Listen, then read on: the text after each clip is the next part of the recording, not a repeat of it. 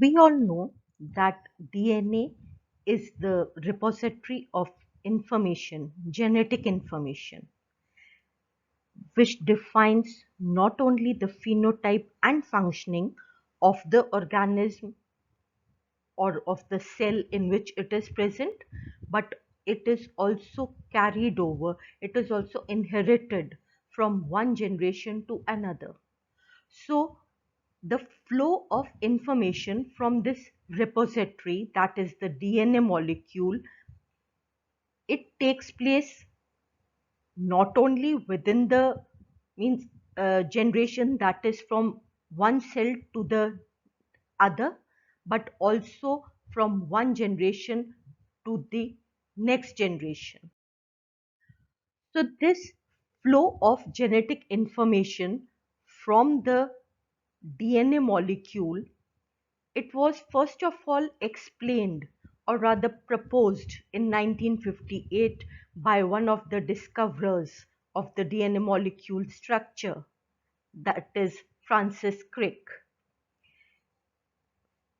He defined the basic principles that explains the flow of information not only within the generation, that is how this DNA, it leads to the formation of polypeptide sequence or the proteins, but also the modus of its replication.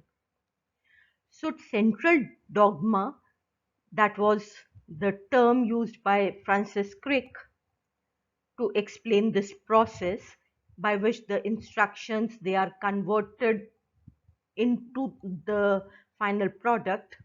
And this pattern, it was found to be universal.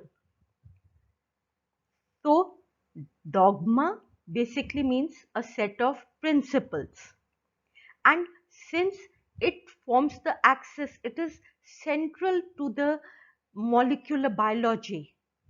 So this flow of information from the DNA to the final product is referred to as the central dogma. It has got three basic processes which are of universal occurrence, or rather which were initially defined by Francis Crick. First was the replication of DNA. Next was how this DNA is able to form RNA, that is transcription. And then this RNA, it had to be translated into proteins by the process of translation. So this is the basic central dogma that was proposed in 1958. Now, if we just brush up these three processes, DNA replication, we have already done in another video. This double helical structure by semi-conservative and semi-discontinuous mode, it forms two strands.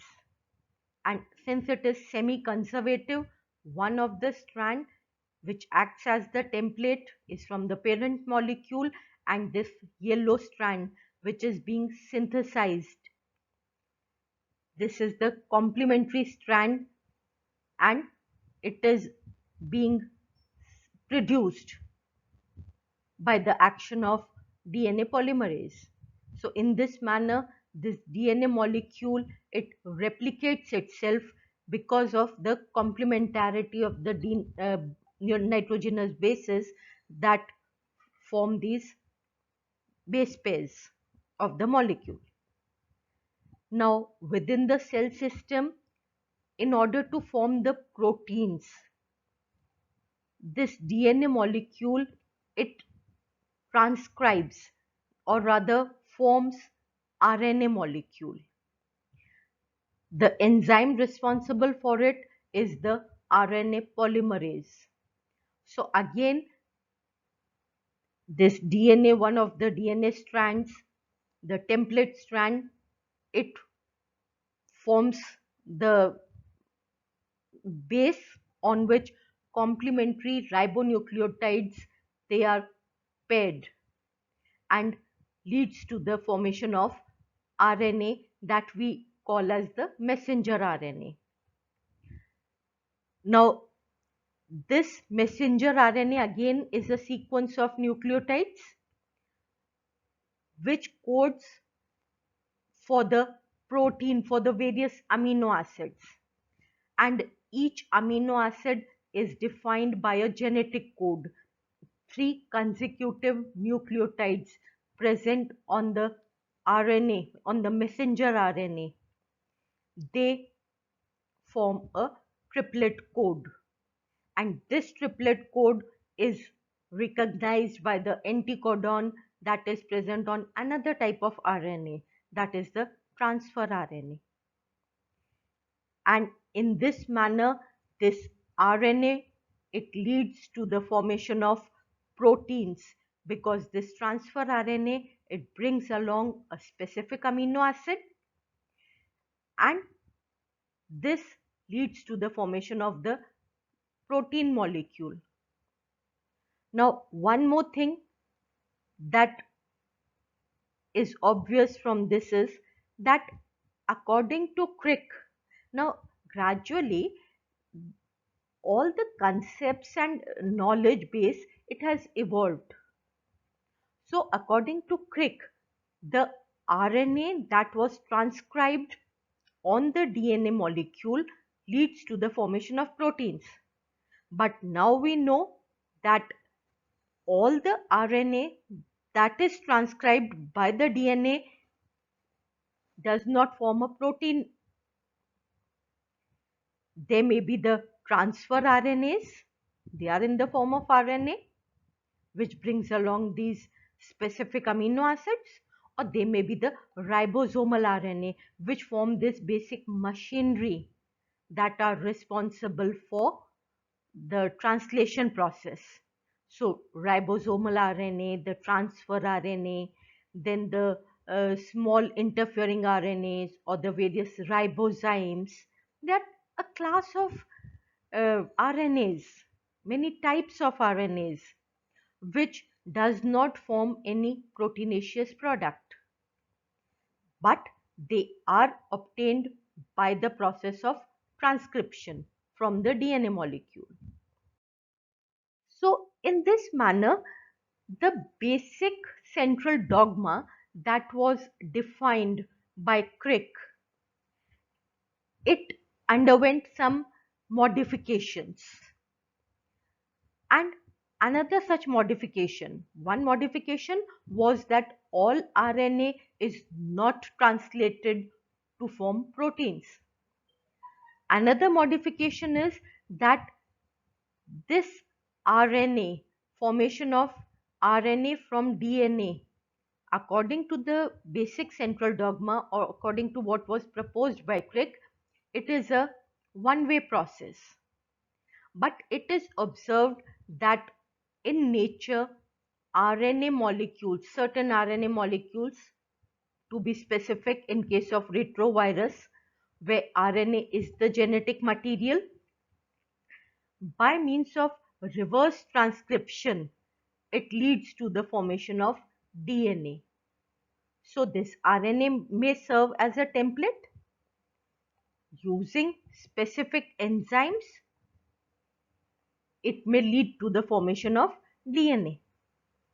Or again, in case of retrovirus, this RNA, it may replicate itself. So similar to the process of DNA replication, even RNA may serve as its own template and form the complementary strand. So these processes, which are shown with the yellow arrows, they are the basic principles, the universal principles that were proposed by Crick, the central dogma, and these are the modifications, or rather the deviations from the basic central dogma that have been observed over time. See here, this process of reverse transcription, that is formation of DNA from the RNA molecule, it was observed by Temin, and hence it is also known as Teminism. So this takes place with the help of an enzyme, reverse transcriptase, and the RNA strand, it serves as template.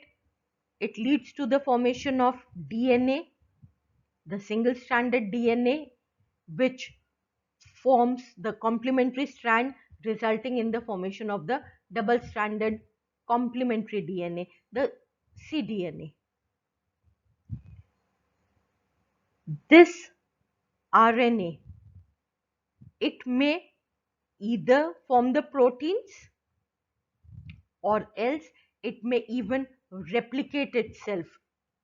This again takes place in the case of retrovirus, because in retrovirus we know that RNA is the uh, genetic material, and this RNA, it will form the, if it forms the RNA itself, that is the positive plus RNA strand,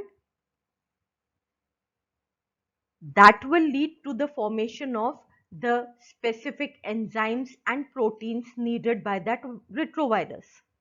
So that is the plus strand which acts as the messenger RNA. This maybe we may use the word RNA transcriptase, the enzyme RNA transcriptase, which form this plus strand, which serves as the messenger RNA for the formation of proteins. Or else this plus strand, it may give rise to the minus strand.